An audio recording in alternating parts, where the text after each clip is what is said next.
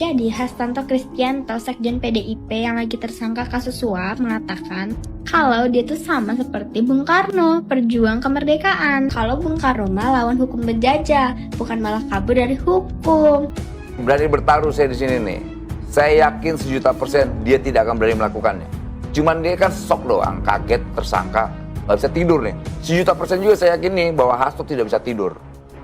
Pokoknya secara umum pernyataan Pak Hasto itu mencitrakan sebuah sikap patriotik, sikap gagah berani untuk membela sesuatu yang diyakininya benar.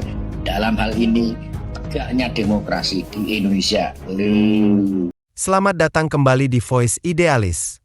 Kali ini, saya punya berita panas dari Didi Mahardika, cucu Bung Karno, yang marah besar karena Hasto Kristianto, Sekjen PDIP, membawa nama Bung Karno untuk membela diri dari kasus hukum.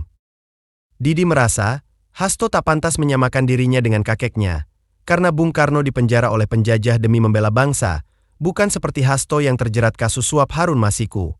Didi menegaskan, jangan kotori nama baik kakek saya demi kepentingan pribadi. Bukan hanya Didi, banyak politisi dan netizen juga geram dengan pernyataan Hasto ini. Apakah pantas nama Bung Karno digunakan dalam situasi seperti ini? Isi opini dan komentar terbaik Anda di kolom komentar. Drama tiba-tiba disamain sama Soekarno. Benar nih cucunya Soekarno. Jadi, Hastanto Kristianto, Sekjen PDIP yang lagi tersangka kasus suap, mengatakan kalau dia tuh sama seperti Bung Karno, perjuang kemerdekaan. Pantes aja cucunya Soekarno langsung angkat suara, yaitu Didi Mahardika Soekarno. Nah, dia bilang gini nih, kalau Bung Karno mah lawan hukum penjajah, bukan malah kabur dari hukum. Nah, dia juga mengatakan Hasto seharusnya jadi politisi yang gentleman. Malah bawa nama Bung Karno untuk alasan yang gak relevan. Ini mah namanya sama aja merusak nama baik Bung Karno. Udah deh Hasto, gak usah bawa sejarah untuk lari dari tanggung jawab. Harus aja Didi Soekarno gak dibanteng. Berani bertaruh saya di sini nih. Saya yakin 1.000.000% dia tidak akan berani melakukannya. Cuman dia kan shock doang, kaget, tersangka, nggak bisa tidur nih. 1.000.000% juga saya yakin nih bahwa Hasto tidak bisa tidur. Dia bikin orkestrasi lah, dia seperti Bung Karno yang berjuang keadilan. Dia bukan bercerita tentang Bung Karno. Kalau Bung Karno bicara tentang kemerdekaan Republik ini, tapi dia sebagai hari ini orang yang Bung Parno. Bung Parno dia, ya Parno ya, apa aja gitu. Jadi Bung Hasto ini bisa saya mandatkan sebagai Bung Parno nasional. Ya kan? Karena Parno karena dia nggak bisa tidur, sakit perut. Kalau kita kan senyum-senyum aja Mas Hasto. Udah, atau saya itu kan problem hukumnya sudah. Jangan ngomong lagi kriminalisasi dan sebagainya. Jangan bangun-bangun narasi malah menyesatkan dirinya dan partainya. Ini partai besar, partai ideologis, gitu. Gak mungkin hal-hal yang ideologis menjadi sesuatu yang seakan-akan menjadi rendah, gitu loh. Karena perbuatan personal, gitu loh. Kemudian itu ada institusi, ada ikatan melekat di dirinya. Terkait dia sebagai sekjen partai, itu persoalan belakang. Banyak juga orang ketua umum partai, berapa ketua umum partai itu yang ditangkap sama KPK. Biasa aja tuh. Semua juga dulu bertangkap, siapapun yang ditersangkakan tadi kepolisian, di KPK, pasti kami akan bongkar. Pas pakai baju oranye sakit perut tuh, diem. Lihat aja nanti, 1.000.000% saya sampaikan di sini.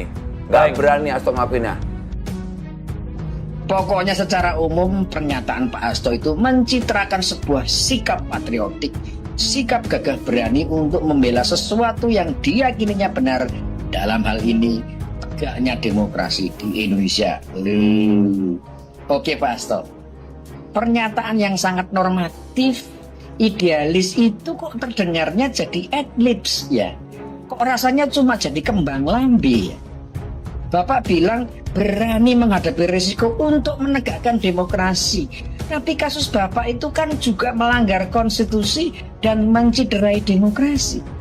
Memanipulasi calon anggota legislatif berbeda dengan wilayah konstituennya dan ternyata kalah suara, lalu mau tetap dimenangkan dengan memberi suap kepada Komite Pemilihan Umum, lalu setelah kasusnya terbongkar dan mau diproses, calon anggota legislatif yang mau Bapak menangkan itu kabur dan sampai sekarang masih buron. Dan Ketua KPK menjelaskan peran Bapak menginisiasi dan memfasilitasi si caleg itu untuk kabur. Apakah itu semua mencerminkan perjuangan menegakkan demokrasi, Pak? Halo Pak Hasto, mencurangi pemilu dengan menyuap KPU itu melanggar demokrasi apa tidak? Pak Karno yang Bapak sebut sebagai guru Bapak, itu pasti nggak pernah mengajarkan cara-cara begitu kan Pak? Enggak lah, saya yakin pasti enggak. Lagian referensi Bapak tentang perjuangan Pak Karno itu jelas tidak relevan dengan kasus Bapak. Yang dihadapi Pak Karno itu pemerintahan kolonial. Yang Bapak hadapi ini pemerintah nasional berdaulat. Kalau Pak Karno melawan kolonial itu patriot. Kalau Bapak melawan pemerintah nasional berdaulat itu namanya pengkhianat. Beda dong Pak.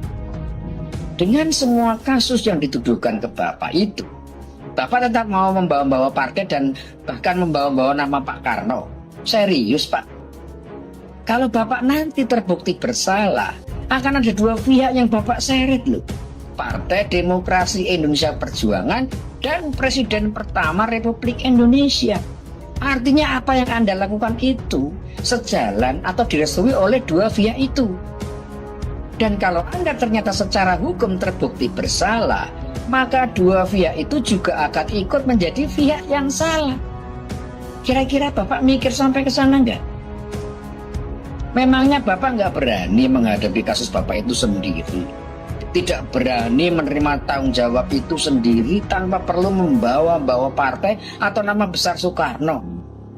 Padahal kalau Bapak dengan gagah menyatakan bahwa apapun yang akan saya hadapi seluruhnya adalah tanggung jawab saya pribadi, saya yakin betul Bapak pasti akan jadi patriot di mata partai Bapak.